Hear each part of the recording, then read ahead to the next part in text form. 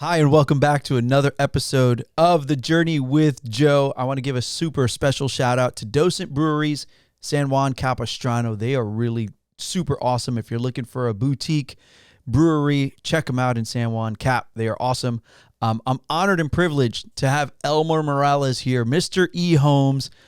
The team sold like 1 billion homes last year. I think it was like 1,000 something. It was just under 1 billion, but 1,500 or 1,800 homes, and just really grown a team. When I look at the numbers and the scale, it's like mind blowing. In a world where agents are struggling to like do 1, 2, 5 deals, you've put together systems and processes to really blow up, right? And I'm super excited to have you here and talk about that, because I think that's part of the journey in real estate, right? Everybody wants to get there, but it's not easy. I think you make it look really easy. You've got good people around you. Like from afar, the average Joe, no pun intended, can look at it and go, this guy's got it all together, right? Like, oh, he just rolled out of bed and they closed 1,000 units, right? But that's far from the truth, right? Right.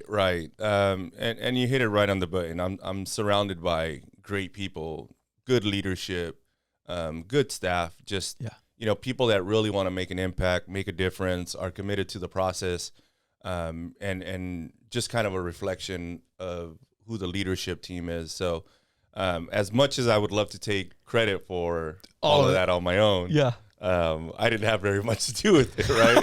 It's just having the good people in place to do it. Yeah, cool. Yeah. So tell me about real estate. How did you get into real estate, right? Like most people don't grow up.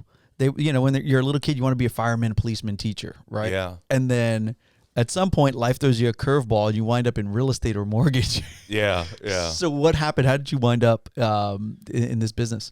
So quick story. Well, at a young age, I didn't know I was going to be a real estate agent. Didn't aspire to be a real estate agent, but I did know at a young age that I wanted to do something that didn't get my hands dirty. Because growing up, my dad was an auto mechanic, and a body shop ran out of our backyard. Yeah. So on the weekends when I wasn't going to school, he'd wake me up like at 6 a.m., drag me out to the backyard, and we'd be dropping engines on Toyotas and Hondas.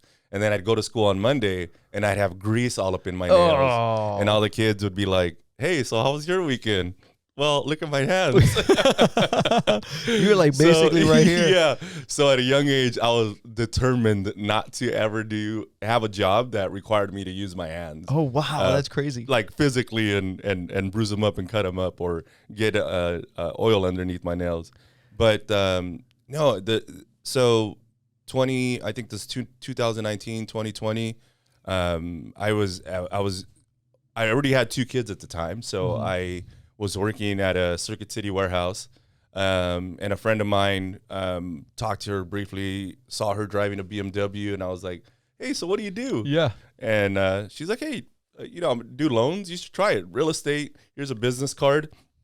So being the determined guy that I was, called the number right away, got my real estate license, and was on my way. Yeah. Like there was no crazy, beautiful story. It was just BMW, business card. That's what I might consider doing. Let's go. Yeah, that's so simple. I've just read David Goggins' book, the new one, Never Finished, and he talks about he went to live with family, and his uncle, I think it was in the military, and he would wake him up at 6 a.m, and every morning he had chores to do before school, right? And he had these routines and these disciplines, and he hated it. Yeah. Right. He just, like what you said about your dad, right? Like, Dad, I did that every weekend. It was miserable. Yeah. But fast forward, and he's like, it showed me, one, what I didn't want, right? Right. But it gave me this discipline. Yeah. Right. And this structure where everybody else was playing, it was like you had this routine. This was your responsibility.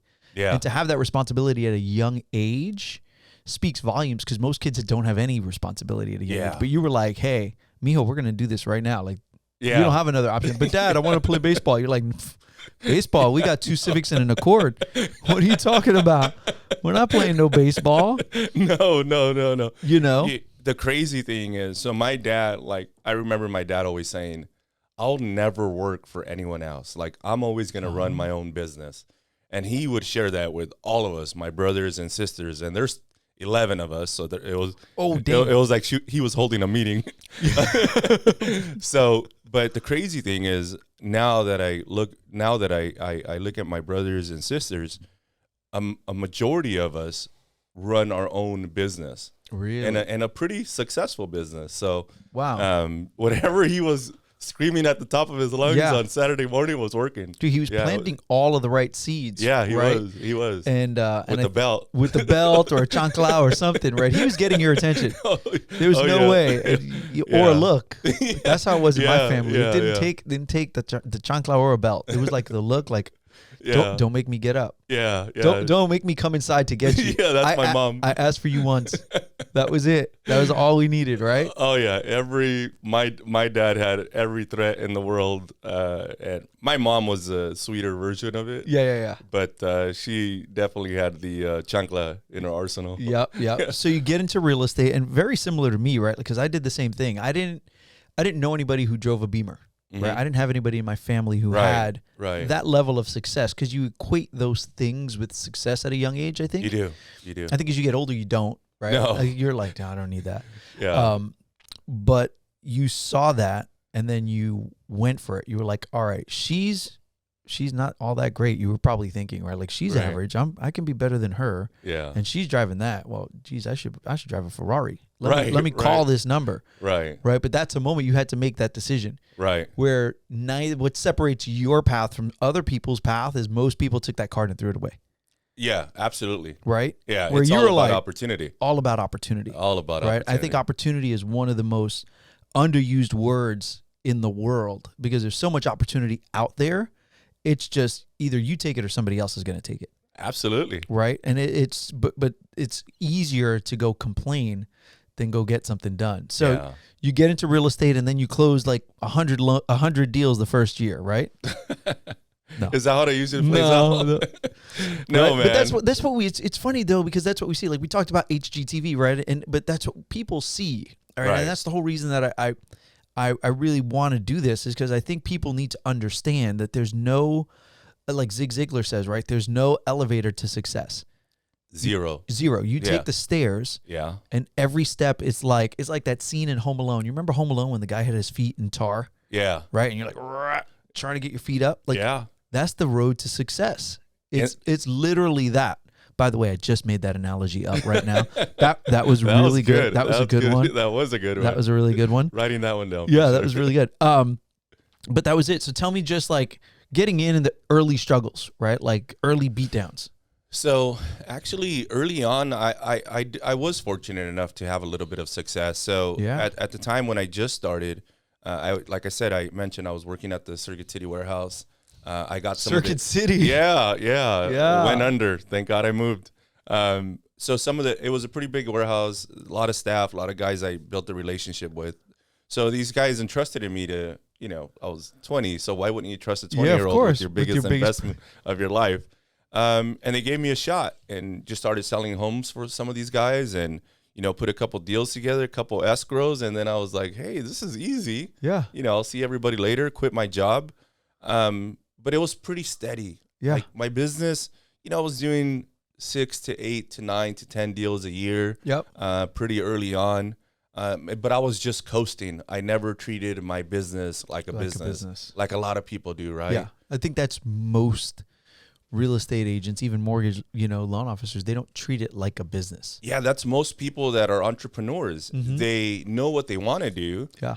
They know the direction that they want to go in, but they never take the time to learn the process or the skills necessary to run a profitable, functional business. Yes. And I was the same way. It took me years to pull that off. Yeah. So, like a lot of years. Yeah. Probably that's one of my favorite. 13 years. That's one of my favorite words, is profitability. Yeah. Profitability is one of my all-time favorites, right? Cost to acquire. I love all of that stuff, right? Like that's my love language. So you get in, right? And I think that's cool because so I think this is a good takeaway for agents out there, right? Because new agents starting out, and you don't know where to start, but you had good relationships. I did. Right? Yeah. And so I always say this is a relationship business. Absolutely. And people are like, I don't know who to call. I'm like, you have one of these. You have people to call. Yeah. Right? Yeah. Like if you went to high school, college, anywhere, right? Like you have people who know, love, and trust you. Yeah. They do. Yeah. Right. Unless you're a complete jerk, then don't get into sales. Then find something else. Then go work at Circuit City. Yeah, Circuit City. Amazon warehouse. hiring. No, you'd be in an Amazon warehouse nowadays, right? Yeah. You'd be like, yeah. all right, Amazon You don't have warehouse. to talk to anyone. Nobody. No. But it's like you use those relationships to help you kind of get your feet wet, right? Yeah. Like to get through and learn the business, because at 20 years old, you don't know anything. Right. Like you're going in, you're like, all right, we're going to do a home inspection. Right. I don't even like change my oil in my car. Actually, Yeah, you probably did. Yeah. You probably did. No, I actually refused to. Really? My dad, No, once I was able to afford an oil change, like You went to drive up Jiffy Lube? I was at Jiffy Lube. Really? First one in line. Your dad must have been like, oh yeah, what so are you pissed. doing? So pissed. You're wasting I money. I won't change my own tires. I won't change my brakes. I don't Really? do any of that. Scarred. I refuse to get my hands dirty. Oh my I was God. scarred. That's Yeah. so great. He must have been like, "This chick Jiffy Lube." Right? I could just imagine the disgust. Yeah. The disgust. Oh, it's so good. Yeah. That's so awesome. But truthfully, my journey in real estate, I would say, didn't really begin until 2008 when the market crashed. Okay. Tell me And- about that. Oh, because I got wiped out like a lot Yeah. of us, right? And at a young age, you don't really have an understanding of just how finances work, how this industry works, what it is to get your butt kicked and really get knocked down, lose everything, have kids and a family, and have to move out of a house. A story I always tell whenever I'm staging, anyone's willing to listen, and you guys are totally listening now, is I remember in 2008, so I had lost my house, lost all my cars. I had moved into an apartment with the family, and I remember pulling up to a McDonald's, and so I was obviously broken. I wasn't making good dietary decisions either. Yeah. So I pull up to the McDonald's and I get to the window, and the lady's like, "It's $1.98 for my cheeseburger and Coke." Give her my debit card, and it got denied. And I'm scrambling in my car to try to put $1.98 together, and I couldn't. Damn. One of the saddest days of my life. Like I realized, like, hey, I'm broke. Wow. Like I can't even grab lunch right now. I can't even get the dollar menu. Yeah, I can't even do the dollar menu. Wow. So it was tough, man. It was tough. Christmas that year was tough. Those are all the things that really stand out when I look back on my journey. All the things that really stand out is all the challenges and the struggles that I went through.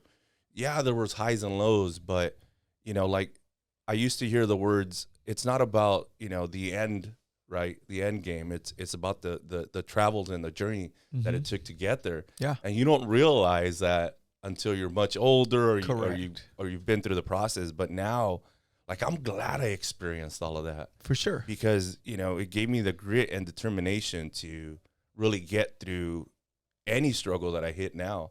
And there's obviously been a lot. Like my story, I have so many stories I can tell you. 07 and 08 really messed us all up, man. Like it those scarred days a lot of us. were really, really bad. Yeah. Right? Yeah. I mean, it like you said, wiped out. Yeah. Literally. Like I saw this SVB bank and I was like, uh-oh.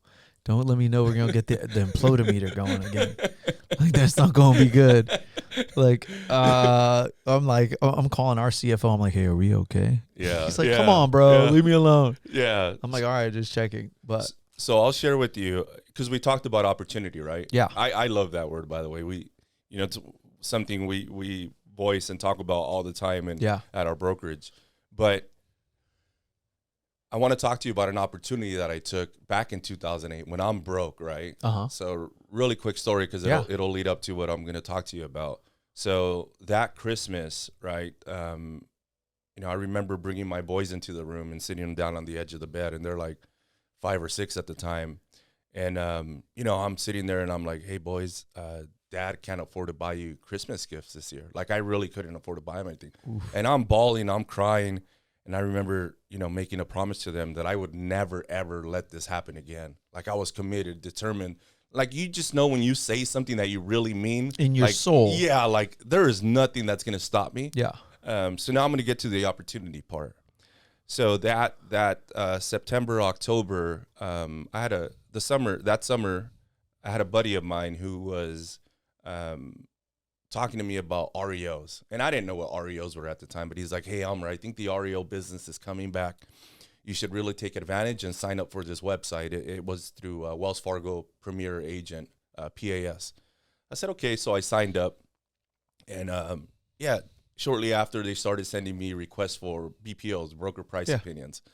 So I was doing BPOs for them, and I get my first assignment from them. And it's in Needles, California. Yeah. Oh, wow. Yeah. And I was like, oh, I got an assignment, Needles, California, to accept. Of course. And then I MapQuested it. Oh. Yeah, I MapQuested it because we don't have Google Maps at the time. So I MapQuested it. 4-hour drive. Damn. Yeah. You were like, so, I'm past that on the way to the thermometer. Oh, shoot. So I was like, hey, this is a chance. Let's see what it turns into. Yeah. So I drove out to Needles and, I check out that house. Anyways, I list it for sale. They pay me 6% for a $30,000 house. It's not a whole ton of money. And in the meantime, so time's going by. They've sent me maybe 1 or 2 assignments. They're having me drive out there for $50. This is like 2009? 2000? No, this is 2008. Still. This is 2008. So I'm broke at the time, too. So you can imagine. I'm driving my Acura. It's like 6 different colors. Just car parts being put together because I've lost everything. And I'm driving out to Needles, getting paid $50 for a BPO. Ooh. Gas is costing me $70, so I'm actually losing money every time I'm driving out there. And anyway, so I got into the REO business, but they're only feeding me properties in Needles, $8,000. That's how broke I was at a time, by the way. You were like, they gave me an assignment for $8,000. I couldn't even afford to buy an $8,000 house. Damn. So times were tough. But anyway, so my account manager calls me one day, and her name Tammy Morgan. Love that lady. If I ever see her, I'll kiss her all up. She won't even know why. But my account manager calls me. This is like October.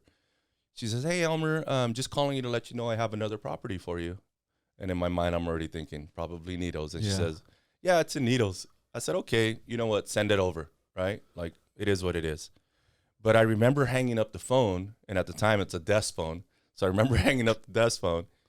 And I remember staring at the phone and telling myself, dude, pick up the phone, call her back, and ask her to give you properties here locally, right? Yeah. So looking at it, it's my opportunity. I was either going to take it or I wasn't. Yeah. Picked up the phone and I called Tammy and I said, hey, Tammy, I'm not complaining, right? Because you couldn't complain. Because if you complain and they kick you off, opportunity is gone. Yeah. So I said, hey, I'm not complaining, but is there any way you can give me properties closer to home? And she says, what do you mean, Elmer? I said, look, I love Needles, but it's a little bit of a drive for me. It's 4 hours away. And she's like, oh my God, I had no idea. She says, okay, well, Elmer, no promises, but let me see what I can do. So October, November, December goes by, obviously, when I make my promise to my kids. And I remember January 1st, New Year's Day. I can even tell you where I was at. I was in Pomona driving downtown in my 6-tone car. And at the time I had a BlackBerry, right? Remember the Pearl. Yeah, the BlackBerry. And we would get an email, so my phone would ping. Yeah. And I get a ping, and it's an assignment for a property in Riverside. And I was like, wow, you know what? Tammy came through. Yeah. And I'm broke, so I'm excited. Like, wow. You're like, dude, I'm close. And then I get another ping. And then another ping, and then another ping. I got 15 assignments that day. Yeah. What? Yeah. And one of them was for $1 million property in Altadena. Damn. Sold that property, paid off all my bills, and I never looked back. Wow. But now thinking about it, had I not taken the opportunity, picked up the phone, call her, made the call, who knows where I'm at? You're definitely not interviewing me, that's for sure. No, you're definitely still in Needles. You might be the king of Needles. They might be calling Needles Elmerville.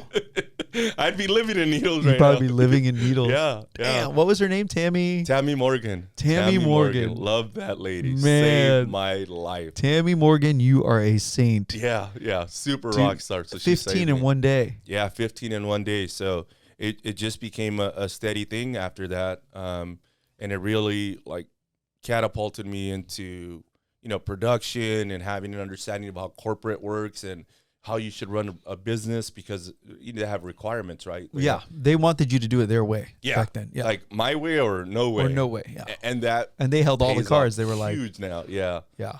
Yeah. Wow. So you really took that, and I was able to grow that business a little bit. And it got me out of the jam that I was in. But it all comes down to opportunity. Yeah. Some people take it and some people don't. Some people don't. Yep. Yeah. And I think in life you get a lot of opportunities, right? There's those moments where you can seize it or you can just let it go. Right. Right. Right. And it's hard. I mean, I think you miss out. You miss out on some, right? Like that's just life. Yeah. But I think you have to be willing to miss out. Yeah. Right. Yeah. Like you had to be willing to call Tammy Morgan, and she would have said, "No, be grateful. I'm sending you. The next one is going to be in Pahrump, Nevada." Right. Like I don't know. She could have done whatever. Right. Right. Say, I'm going to take you 5 hours away. And guess what? You're going to take it because you're broke. Elmer. Yeah. Right. Yeah. So I think that's cool, and I think that correlates a lot to this industry for every agent, right? For everybody in sales, is you're going to have opportunities, and sometimes it's not. I feel like it's a lot of it is conversations. Right. Like you have conversations and moments, and I think you have to be willing to have those uncomfortable conversations. Like that's what I hear when you tell me that. Absolutely. Because you were calling her, you didn't know how it was going to go. You didn't want to burn the bridge because that was the money that was the only bridge I had. The only bridge you had. But yeah, you had to have that uncomfortable conversation. Right. Get out of your comfort zone a little bit. Like there's a lot that goes into that, right? Like I see absolutely. it all. Like I'm looking at it and I'm like, dude, because there's so many people out there that complain that there's no opportunities and there's no listings and there's no sales. And I'm like, there's lots of sales. Right. People are not homeless. Right. Right. Like we live, like people are buying and selling homes. They're not buying them and selling them with you. Right. Right. I love that. You don't have a market share issue, right? You just need to go get your piece of the pie. Yeah. Right. Like, no, I'm not closing all the loans in Southern California. Right. Like I just need my handful. Right. And my life is pretty damn good. Yeah. So I think so many people, they don't want to have those uncomfortable conversations and get out of their comfort zone and do that sort of stuff. But you're right. The opportunity is all around us. Yeah. You just got to be willing to grab it. And you said it earlier, everybody has a cell phone. Everybody has a phone.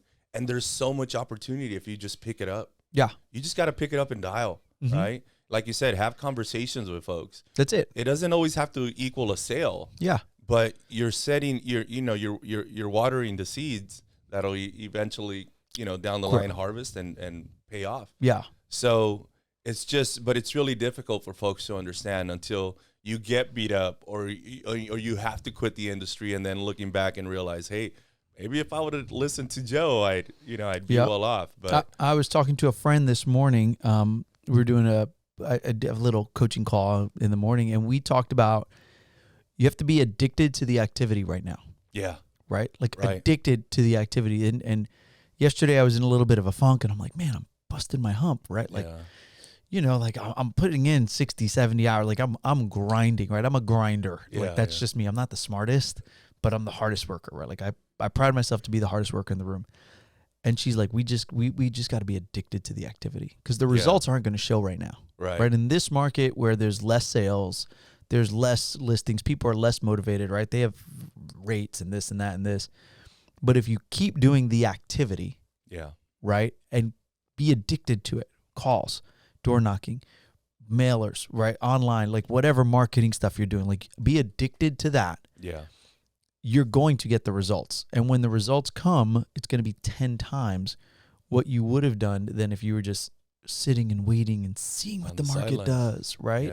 Yeah. So that's my new, I was actually going to put it on the board this morning. We have a little board in our kitchen. I was going to be like, be addicted to the activity. Because, sometimes you need those little reminders. Yeah. Right. I love telling everybody, be consistent and be persistent at everything you do. For sure. Everything you do in life, right? Mm-hmm. How you do one thing is how you do everything. So I agree.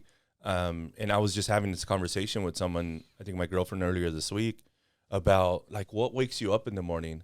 Mm-hmm. And those things have to, and as silly as it sounds, but the prospecting and the dialing, those are the things that have to wake you up in the morning right now. Yeah. Those are the things you have to get excited about. Yeah. As much as you may hate it, you have to find a way to find excitement in that. and just see what the opportunity is going to be at the end of all the calls, 90 days, 6 months from now. Yeah. The problem is most people have never experienced it, so it's really hard for them to stay focused, right? Yeah. Like you and I can. Us OGs from Oh, 07, yeah. 08. Oh, yeah. We're like, dude, survival of the fittest. This Yeah. is Darwinism. Yeah, we're going to be rich in 6 Yeah, months. this is great. I'm like, this is separating the men from the boys. Yeah, exactly. But, for the folks listening that haven't done it before, I'd say just, stay consistent, stay persistent, just understand that there's a process to all of this. 100%. And the old guy tapping you on the shoulder, telling you to stay with it, he's right. He's experienced it, and just, stay true to the process, and things will pay off in the long run. Yeah, but we're sure. having to work a lot harder now than we've been. Oh, for sure. Than we were 3 years ago. Yeah, but you're right. It's just that consistency, and it's almost boring, right? Like if you're really consistent at it, like I'm super structured, right? Like, but it's kind of boring sometimes. You're like, here I am making more calls. Yeah. Here I am, doing my door knocking. I'm going to door knock today for 3 hours, right? Whatever it is. Yeah. But boring makes you rich. No, it does. Right? Like boring is what's going to add zeros to your bank account. Yeah. You just have to be willing to do that. And I think in this market, like we're seeing more and more people struggle with the why. Like, why am I doing all of this? I'm not seeing the result, right? You just got to stay in it. The problem too, Joe, and I think you'd agree with me when I tell you this, like social media, all these people post about all these wins and how great real estate is. And I think sometimes while we're sitting there grinding and we're sitting at our desk and we're dialing, and it's, seems like such tough work. And then we watch, Mary on Instagram talking about how she sold 30 homes and this shiny objects just being waved in front of us. We assume that, what we're doing, there's no value in what we're doing. Yeah. But like, get off of that. Stop chasing the shiny object. Yep. Like, understand that it takes hard work. Tony Robbins says people are rewarded in public for what they practice for years in private. Yeah. And there's so much truth to that. 100%. Like, really understand what that means. Yeah. It means sitting at your desk, doing all the hard work, and then, reaping the benefits a year, 2, 3, 4, 5 years from now. Mm-hmm. If most folks would have a deep understanding of what that really looked like. Yeah. I think they'd get better results out of life than they do. For sure. I think one of my favorite books, I don't know if it's back there, it's called Win in the Dark. Win in the Dark. Win in the Dark. Have you read that one? No, I got to have that. I'm going to take it. It's an amazing little book, and it's a basketball story, right? About all the work you do in the gym when nobody's looking. Right? Yeah. Like you see the athlete, you see the Kobe Bryant. Kobe Bryant. I love that guy. You see him on Staples and big lights, 81 last game, right? But you don't see all the extra time he spent shooting threes. Yeah. Shooting free throws, getting his body worked on. Nobody worked harder. Nobody worked harder, right? Like he was the standard. Well, I think Jordan would say he'd gave him a run, but right, it's just that win in the dark, right? Having that win in the dark mentality. And I think a lot of people don't have that because social media has ruined it.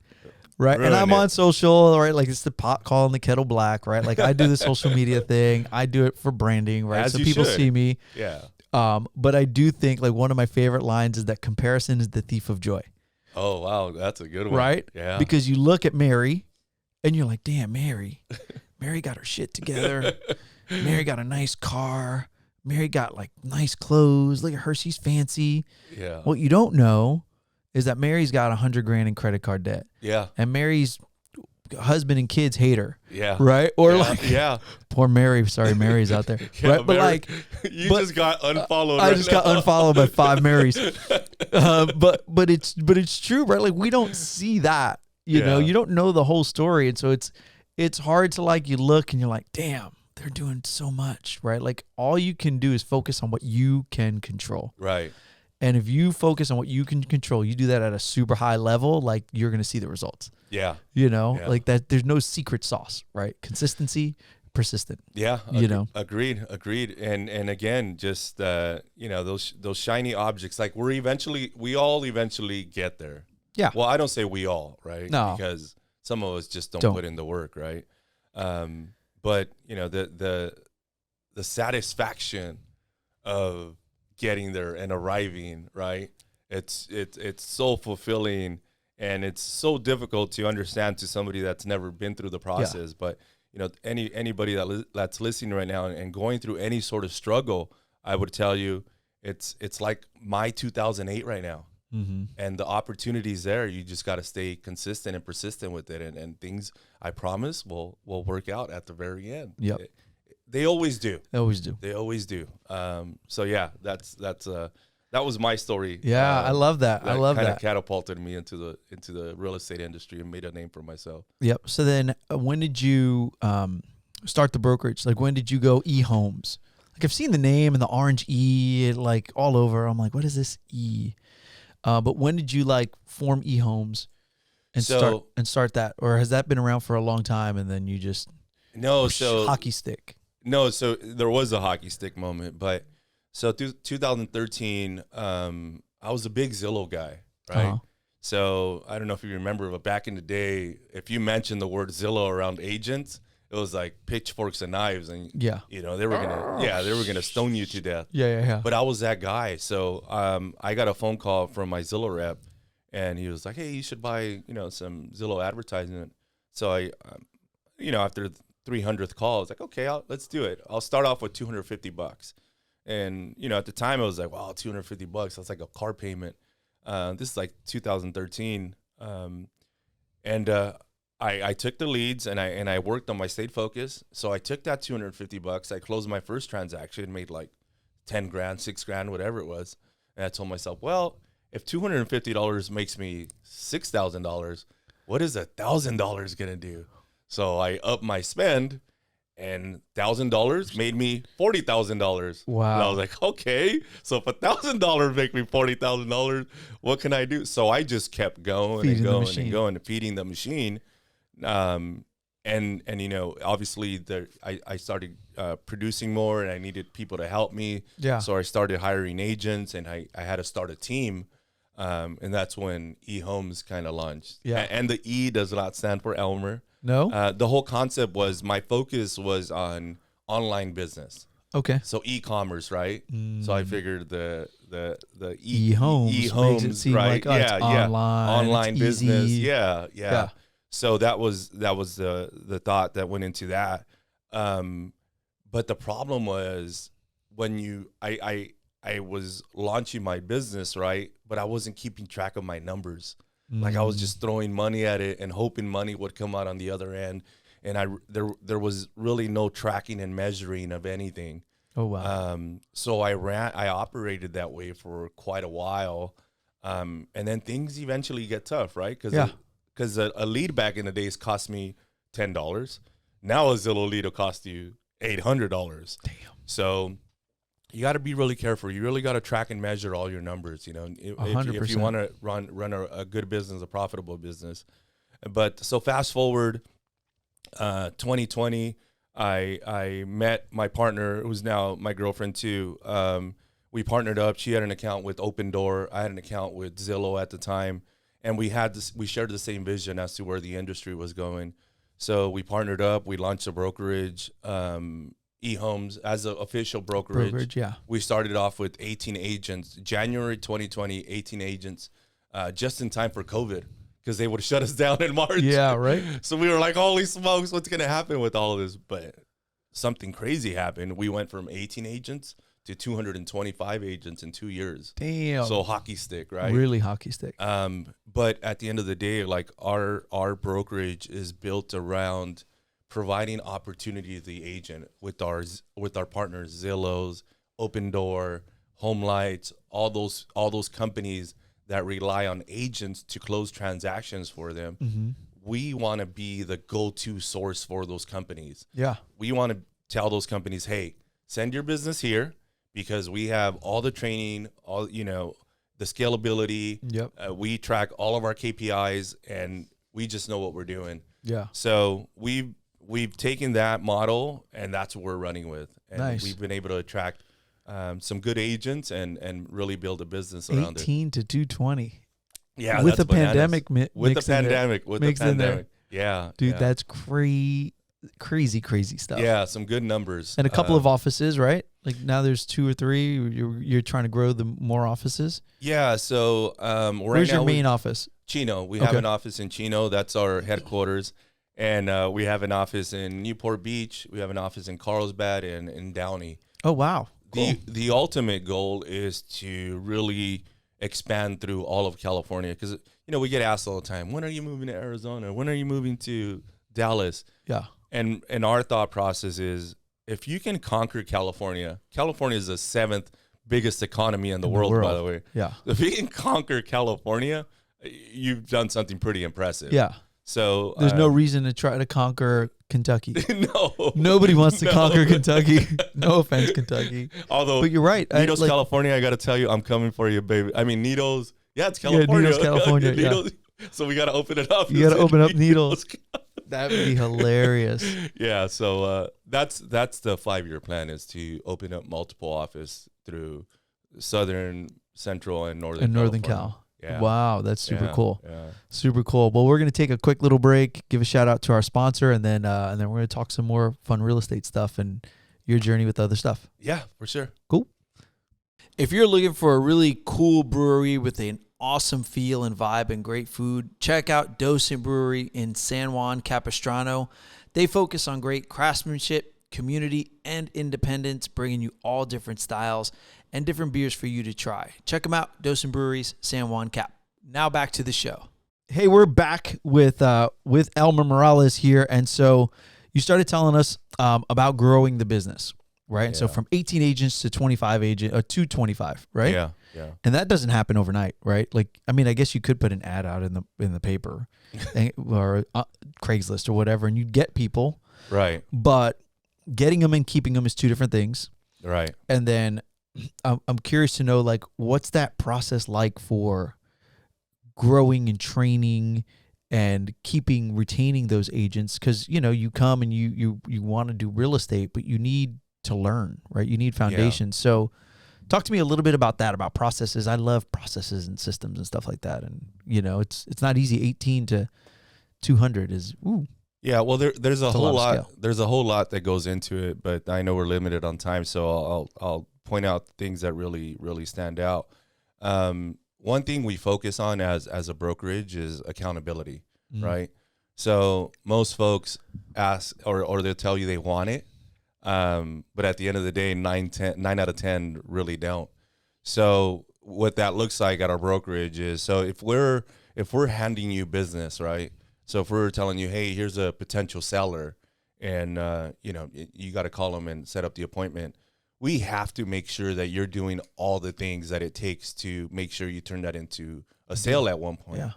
And as much as we'd love to say, hey, it's probably going to get taken care of if you hand it off, you and I know it just doesn't happen. No. So we're sitting there with our agents once a week, going through their pipeline and breaking down what steps they're taking to convert their opportunities, right? Yeah.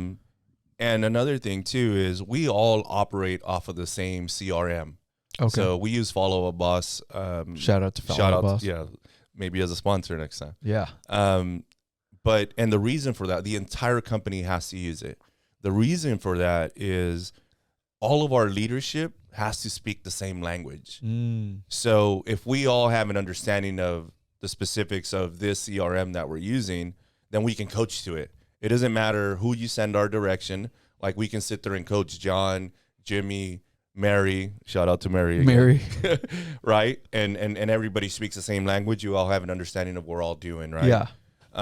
So those are just some of the things that we've implemented that absolutely have to happen. They're non-negotiable. Non-negotiable. I love non-negotiable. Yeah. Accountability and non-negotiable. Accountability and non-negotiables. On the flip side of that, we also have the partners, right? Like the Zillows and the Open Doors and the Home Lights of the world that are also holding us accountable as a company. Yeah. Right? So really working under them has helped us put a good business in place and a good model in place that'll reap results after some good hard work and efforts. Yeah. So a lot of accountability through the brokerage, provide a lot of opportunity with our partners, and that's just been a good formula for us. Like that's really what catapulted us from 18 to 25 because, again, people ask for it. They don't really want it, but they ask for it. And you're providing opportunity. So the combination of those two things are really what makes us stand out from the rest of the crowd. Yeah. I love that. I think that accountability is super important. Yeah. Right. I'm big into coaching, and they say that, you know, the information is free. The accountability is what you pay for. Yeah. Yeah. Right. Yeah. Absolutely. And we all need some level of accountability. Even you mentioned Kobe or Jordan or LeBron. They all got coaches. They all have somebody holding them accountable. Right. Right. And so you need that. On that level, how about like from a management standpoint? Because I know you're not managing 225 agents and all of that stuff, right? So what does that look like as far as like your inner circle? Is that a good word? I don't know. Or your management team? Yeah, I would say it's a good word handful, to use. Handful of people, and then they help with everybody else. Yeah, you know, at the end of the day, and good leaders, good managers do a really good job of delegating, right? Yeah. So you have to have good people in place, a good inner circle, like you said. Yeah. And I didn't realize this early on, but I'm you know, the more and more we grow and the more and more you go through, you know, just struggles and highs and lows, you have an understanding of how important it is to have a good leadership team. Yeah. Right. So the one thing I realized as of late is you need to really pour into those folks. Yeah. You need to pour into your core. Like those are the people that you really have to give all you got to, because those are the people that are relaying the message to everyone else. Yeah. So Elmer and Jackie can't sit there and tell every agent, hey, do it this way and that way, and this is what's going to happen. So you have to coach everybody around you, the leadership team, again, to speak the same language you speak, to, you know, operate the same way you operate. Yeah. And unfortunately, you don't always get to hire that one person or three people right off the bat that are a great fit. But you got to recognize it when you don't have that person in place. Yeah. And quickly replace them, because having the wrong people in place will cost you a lot of money, a lot of headache. Might get you in court. Yeah, might put you in court, and it's just not worth it just to keep a friendship, right? Yeah. Like you can fire someone or let go of somebody and still be friends. For right? sure. After a little while. It's gonna take Initially, time. It's like, damn, cold-blooded. Yeah. Fired me right before Christmas. Yeah, but you know, I've had situations where I've let people go, or you know, we parted ways, whatever happened, and then we have a discussion 2 years later, and they'll tell you, hey, you know, thank you, that was the best thing we could have done, and it just works out that way. But you know, not having there's a saying I like to tell the team pretty often. You know, when you're building a business, right? Like you have a vision, you have to stay the course, and you're gonna bring people on, but you can't build a business around the people that you have. You have to find the right people that fit the business, because if you build a business around the people that you have, and people start leaving, then the business model kind of starts falling apart. Yeah. So you have to stay the course, believe in what you're chasing. Yep. Your values, your vision. Your values, your mission, all that good stuff. And at the end of the day, find the right people that are going to fit that mold, fit the model that you're looking for. Yeah. And I know we don't always know what it looks like, right? Like when we started, we didn't know what our business was going to look like. No. So that continuously changes, but you have an understanding of what good people are. You have an understanding of what good leadership looks like. And if you don't, pick up a book, listen to a podcast. Yeah. You know, so much information nowadays. So much information nowadays. Yeah. You can feed your brain whatever. Feed your brain. You know, growing up and being early in my business, I wish I would have done more of that. I wish I would have listened more often. I wish I would have stuck around for some of the meetings that I knew were going on around me that maybe I didn't understand at the time, but I wish I would have kept my mouth shut more often. Yeah. And just listened, you know? Yep. Read more books and all that good stuff that comes with it. For sure. But yeah, going back to what you were asking, having a good leadership team is really going to dictate whether your business really flourishes or crumbles or stays stagnant. Yep. And luckily for us, we've been able to hire all the right people. Like we've made some really, really good moves, and shout out to the leadership at eHomes. But I love those folks. Yep.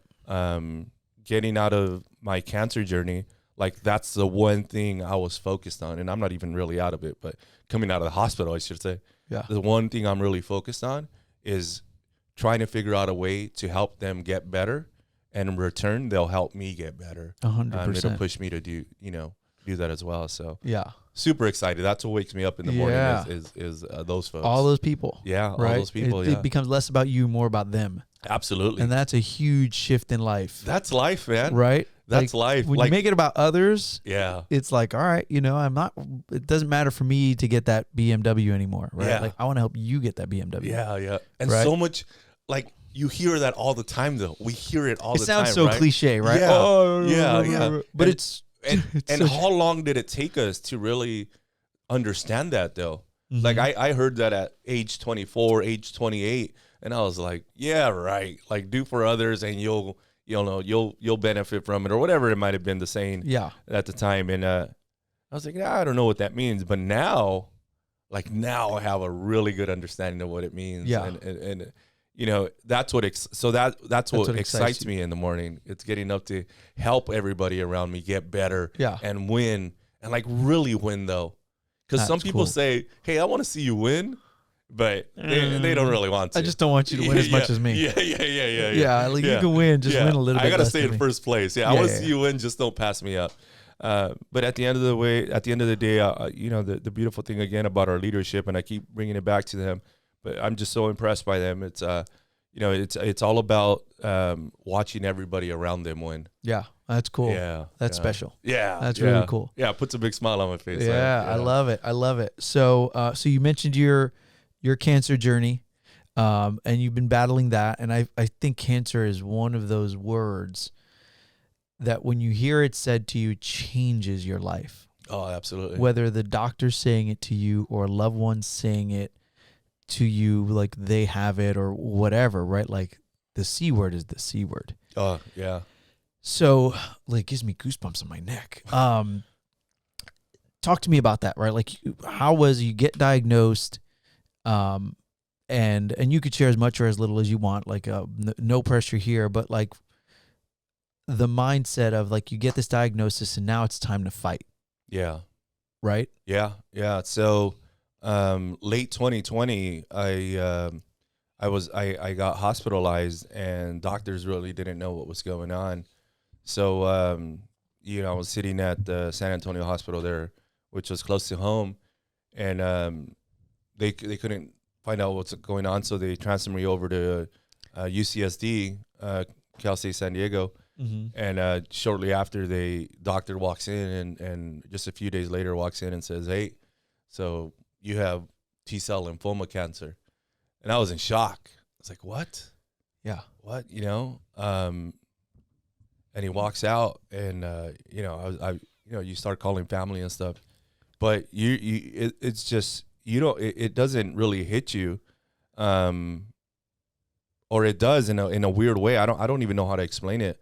But I do remember like the doctor coming in, like I've told the story before, and like the doctor either was going to come in and give me a firm diagnosis, or he was coming back to tell me what the treatment was going to look like. But I remember just sitting in my bed and thinking to myself, man, all I want this doctor to do is tell me that I have a 1% chance. That's all I need. Ooh. Just tell me I got a 1% chance to beat this, and I'm gonna make the best of that 1%. Yeah. And it was a little bit better. He told me I had a 50% chance, but it was gonna be a tough road. So I've been through a lot. I got diagnosed December 2020. Okay. I had a bone marrow transplant in June of 21, which is an auto transplant where they just use your own bone marrow, just a cleaner version after chemo. Okay. Then I relapsed 6 months later. Oh, wow. That hearing it for the second time was tougher than hearing it the first time. Really? Yeah. Because, you feel like you found a solution or, a cure, right? Yeah. And you think you're on your way. And then to hear, hey, it didn't work. like you have You have cancer to do it again. again. It almost felt like a death sentence. Like, Yeah. hey, this is it. This is like the end of the road. But I started getting, second opinions from different folks.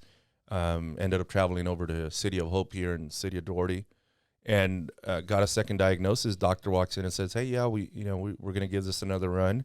We're gonna give you some treatment, and then you're gonna go under a second bone marrow transplant.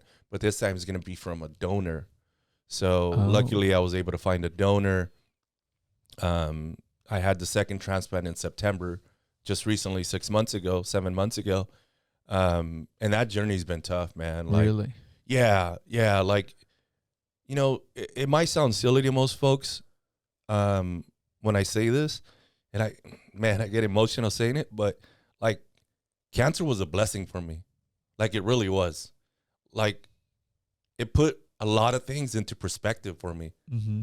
I appreciate family. I appreciate my friends. I appreciate my kids so much more now. Yeah. And I hate to think that I could have gone my entire life without appreciating, knowing the value in that. Oof. Now when I hold my kids, when I tell them I love them, it means so much more. It's so much more impactful. Like, even with my brothers and I were like tough guys. We'd never tell each other I love you. Yeah, like I'd never jump on a call with my brother and tell him I love you was almost like a silly thing. Now, every time I call him, I love you. Every time I see him, big hug. Like, I just enjoy life so much more. Yeah. And again, as silly as it sounds, cancer was almost a blessing. I've been able to, live, 2 years now since my diagnosis. And I got to tell you, I've probably lived my best 2 years. Really? My best life in those 2 years. Yeah. Wow. Yeah. As crazy as that sounds, like even taking my daughter to school in the mornings, like the best thing that happens to me every day. Yeah. And we just sit in the truck, I jump in my truck and she sits in the truck with me, and we'll go to Starbucks, grab a coffee, and we'll talk about her day. But like, man, what was I doing like 10 years ago when I could have enjoyed that so much more?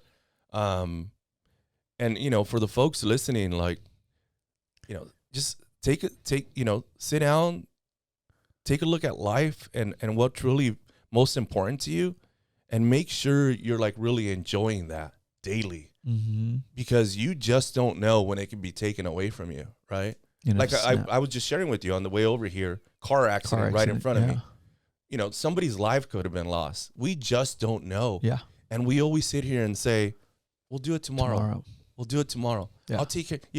I'm fighting with my dad, but you know what? I'll call him next week. Or, hey, I haven't talked to my brother in 3 years. I'll make a phone call next week. Man. Yeah. Time is the most valuable. You don't always get those days, man. No. You don't always get that opportunity. And we talk about opportunity. Yeah. Like, take the opportunity. Yeah. Right?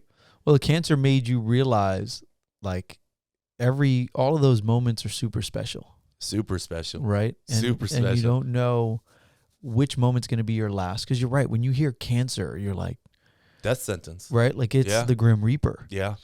And so I've never heard that sort of perspective on it, where you're like, you know what? This gave me a newfound appreciation for all of the things I get to do. Right? Yeah. There's always that have to do versus get to do. I think we live most of our lives thinking I have to go to the gym. Yeah.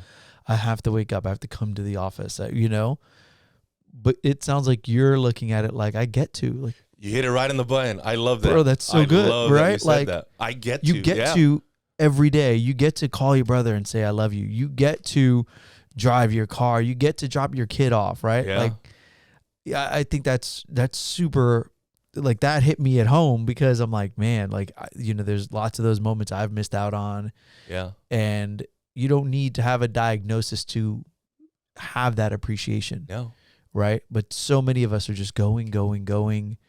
We spend so much time in our phone that you're not realizing all of the stuff around you. Yeah. Yeah. I had seen something where, I don't know if it was you had posted something about like one day or best day ever or best something. Does that ring a bell?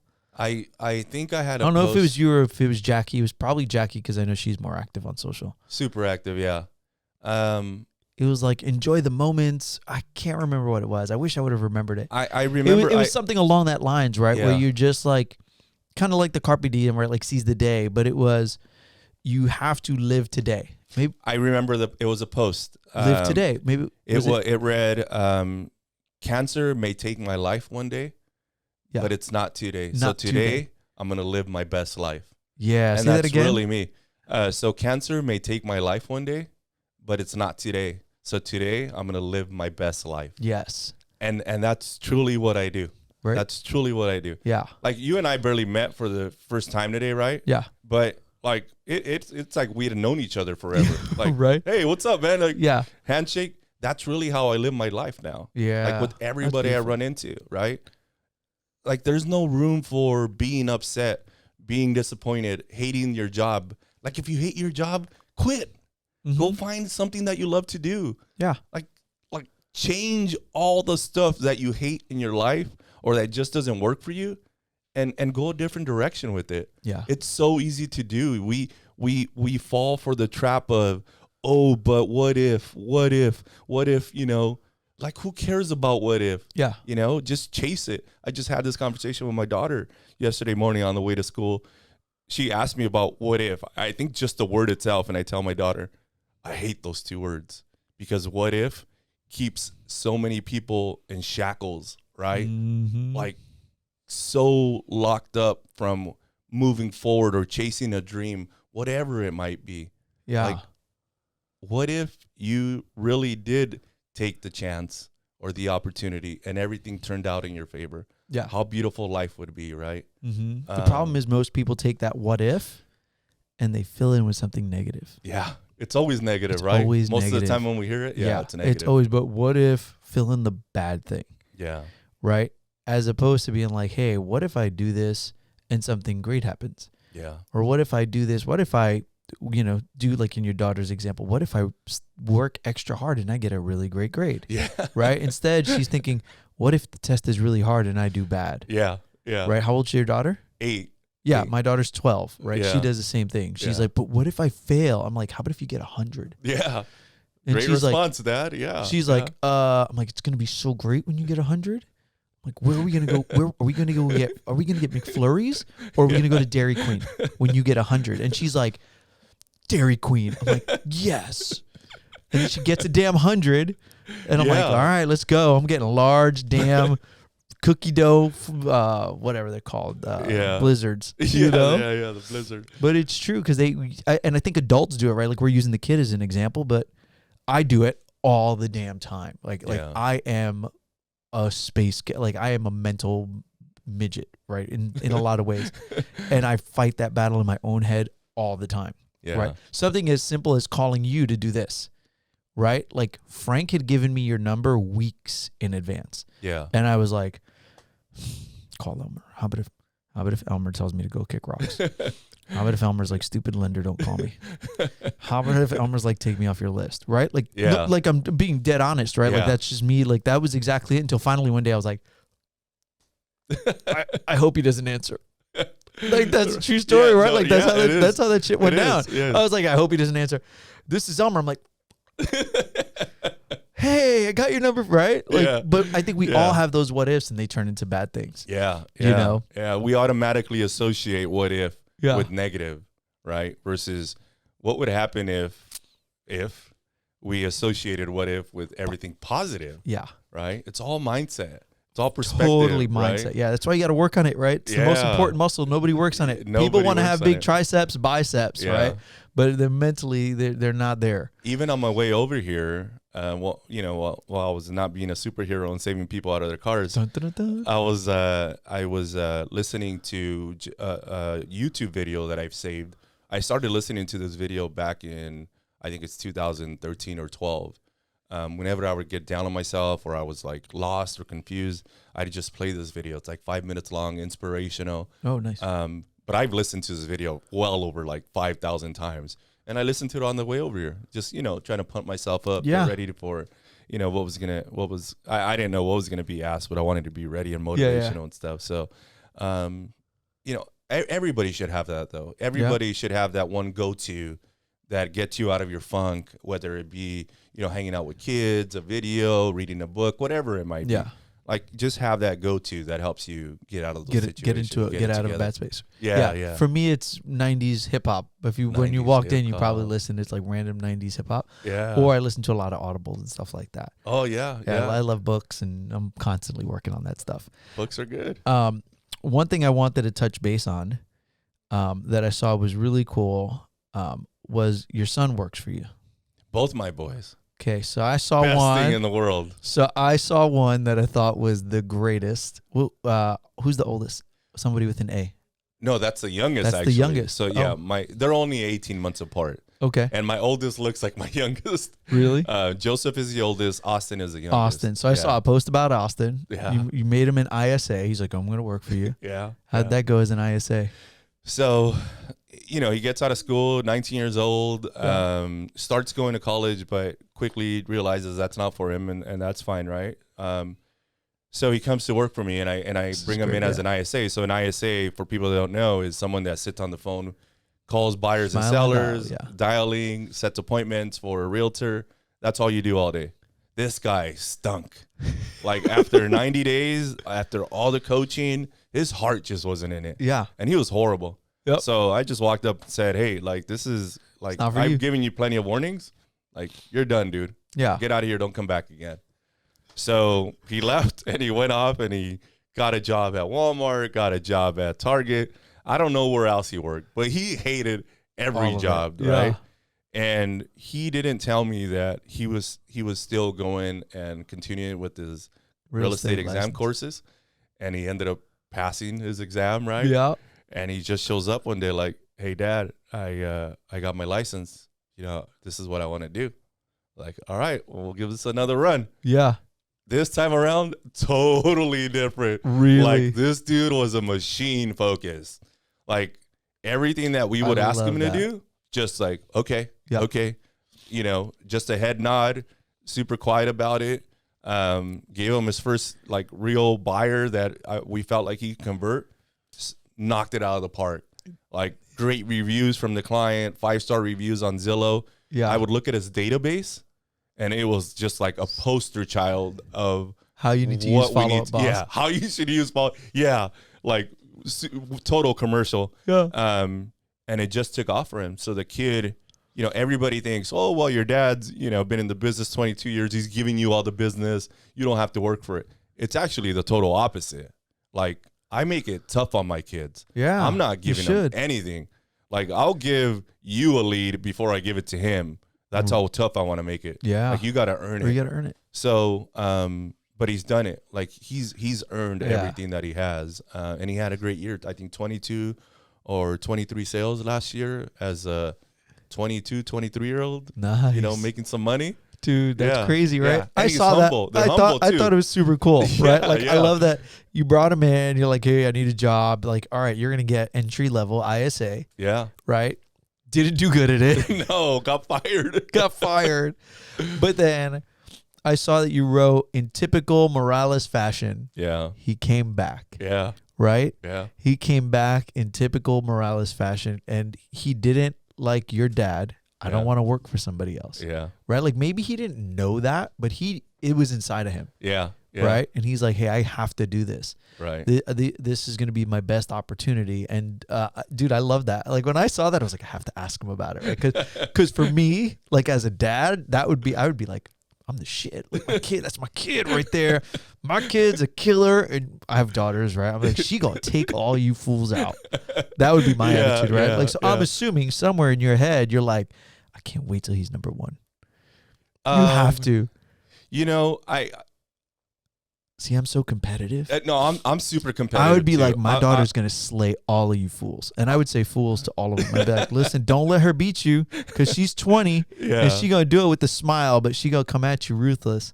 Yeah, it's cool. I'm super competitive too, and I do want him to get him to. I do want him to get there, and I think he will, and I think both of them will. Both my boys will get there. Is your other one an agent too? he is actually our database manager. So he's at an entry level job. Yeah, he's in the tough part for him is that he came in and the market started turning on him. So it's not as easy to get those buyers that want to move forward. Although he has a couple sales under his belt, and he's going to be fine. Yeah. But you know what I in a weird way with my boys, I want them to go through some of the struggles, right? Because I know, and you know, that's where you really learn the life lessons. It's not when you're winning. Like winning is winning, right? Yeah. Like the Lakers or the Dodgers won 9 games last year, right? Something like that. And then they get to the playoffs and get eliminated. And nobody cares about that unless you win the whole thing. You got to win the whole thing. Yeah. But at the end of the day, the Dodger team that won the World Series didn't necessarily have all the wins, but they just learned from all of their struggles throughout the season. Yeah. And they were able to put together a good run that got them to the World Series. Mm-hmm. And I was there, by the way. Nice. So it's the same with my boys. Like, I love to see them win, but I also, in a weird way, want them to experience some of those life struggles early on. Yeah. Because the sooner you experience that and you get an understanding of what it's like to get through them, I think it'll prepare them more for what life is bringing their way, right? And they will go through those struggles. They're not going to listen to dad every time. No. Yeah, they're going to be like, oh, he don't know. He's old. He's doing it the old way. Yeah. He's a boomer. And this is why we have to do it. We got to do it this way now, right? Like, he doesn't know. It's funny. My kids look at me like I'm a boomer, but like some of the people in our industry will look at me like, hey, that's a tech guy. He's always like online business. He knows all about CRMs and stuff. Yeah. But my kid's like, my dad don't know nothing about tech. Really? He's a dummy. He's like, you don't know anything. He's still trying to log into MySpace. He's on MySpace. He's done for sure. Oh man. Yeah. That's hilarious. Growing up, my kids, I would ask them, hey, so what are you gonna do when you grow up? Everything but be a real estate agent. Yeah. So nobody grows up and says they want to do that, man. I'm telling you, no lie. No, they just didn't want to be like dad. They're not. Most kids want to follow their dad, whatever that was, but they were like, no, we don't want to be like that. You did the same thing. You were like, I'm not working on cars. No, that's funny. So before we wrap up, where do you see things? I always like to talk forward, right? I'm a big vision, goals, that sort of stuff. 5-year plan, 10-year plan. Where do you see eHome's team? I know you touched on it a little bit. Or industry, like where do you see this real estate industry is crazy, right? It is. So what do you see here in the next 5 years? Because technology, you're very tied into technology. Yeah. Big time. And so technology has really changed the industry over the last 10 years. Yeah, significantly. Right? Significantly. And now we're rolling into AI stuff and all this crazy stuff that's happening in this world. But what do you see in the next 5 years for eHome's team? Is there a number as far as a number of offices or number of agents or volume number? I like to throw that stuff out, and then one day we're going to come back and listen and watch this and be like, he threw out some crazy number. What was he thinking? Yeah, we just had a leadership retreat 4 to 6 weeks ago. So we had this discussion, right? Yeah. And I got put on the spot, and it was like, Elmer, Jackie, what does that look like for you guys? And again, I touched it on it earlier, but I think is really conquering California, as we move up and down the coast. Yeah. Right. Let's stay close to the beach with offices and finding, we want to get to 1,000 agents in the next 5 years. We want to get to 15 offices within the next 5 years. But most importantly is we want to find good leadership that is going to help us either get there and surpass it. Right. Yeah. Like, that's really where the focus is, finding good people to help you build this thing. Yeah. Because there's no way we're going to be able to do it on our own. No. And then, as far as like logistics of what that looks like within the company, the leadership's job right now, on top of running eHomes and running it effectively and efficiently, is finding ways to bring in more opportunity for the agents with partnerships like I spoke to you about. So that's one thing I feel like is going to change and we all have to steer towards, is the tech companies aren't going away. Although they're going under a little bit right now because of their stocks. Rough couple of weeks. But they're not going anywhere. No. So, you have to find a way to partner up with them so they can send you some of the business. And look, I get it. You have to pay them a referral.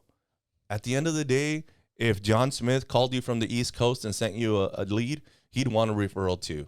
Yeah. So just treat it the same way. So that's what we're doing. We're finding more partners. We, at the end of the day, for eHomes, we want to be the go-to in California when it comes to online business and companies wanting to run like beta tests for, whatever they have. And just like when they in California, they say, oh, we got to send this to eHomes. Yeah. Let's go beta test it there and see if it actually works, because they have their shit together. Yeah. So we want to be that company. Yeah, that's cool, man. Yeah. I mean, it's you could fight it and resist it, right? But at the end of the day, I think we're compensated pretty well for what we do. Yeah. And if you're paying a referral fee or whatever, right? Like everybody has a marketing budget. Yeah. If you don't have a marketing budget, you don't have a business. Right. Right? Like pretty much so I think that's good. You're using the technology, you're leveraging the relationships to go back to that, right? Because you have a lot of those relationships. Yeah. Like these, you don't just walk to Open Door and be like, hey, start working with us. You're like, who the heck are you, Joe Open Door Soto? is not an open door. No, Open Door is not an open. That door is closed. Okay, they're not letting people in. But it's easy for people to hate on it, right? If you're not in that circle of trust, you're like, oh, that's a dumb thing, right? Like, listen, the check's still cash, the money's still green. Yeah, we're still living a good life. It is what it is. Don't hate, appreciate. Right? So absolutely. This is cool, man. I really appreciate you taking some time. I know time is super valuable. I got to learn a little bit more about you. This was really a lot of fun. Yeah, likewise. Really cool. Maybe we'll, get Jackie on here one day, or maybe I'll get Frank in here. I'll be like, Frank, I need you to be on. But again, this is something that's passionate for me. I just love to talk to people. I love to hear about their struggle, their journey, what they've been through, because like I said, when we started, like you see from the outside and it's just eHomes and it looks all pretty and orange. Yeah. Right. But there's a lot that orange. There's a lot that goes into that. And I think it's fun to share that with somebody out there who might be listening and go, all right, if that guy can do it, I can do it. Yeah. Or these are my struggles. Yeah, I can get through cancer too, because he's getting through cancer. Or I can get through 2007 and 8. This is nothing compared to, So I appreciate you being open and sharing all of that stuff with us. Do you do the social media thing, or what's the handle for the eHomes team? We got to throw that out. Yeah, I'd love to chat with some folks, newer folks. It's Elmer _eHomes. Okay. So cool. Yeah, super easy to find. But last thing I wanted to share was with anybody listening, I've been through a lot. Like, I don't know, my life has been really rough, right? Like cancer, loss of job, loss of everything in 2008, just a ton of difficulties through my life. But I've always stayed the course. Like, it's never changed the direction I was going. Like, I was always committed to the process and what I was going to do. And for, the people that are struggling and maybe feel that there's no way out, like, there's always a way out. Time fixes everything. The only thing that it can't fix is, unfortunately, death. Like, there's no fixing that. But everything else, time will fix it. Yeah. So, take advantage of the opportunities. Yep. Take advantage and be present around family and friends and those who really care about you. And just live life to the fullest, man. Absolutely. That's what it's all about. Absolutely. Well said. Thank you so much, Elmer. Appreciate you. Thank you, sir. And looking forward to our next episode. Yes, sir. All right.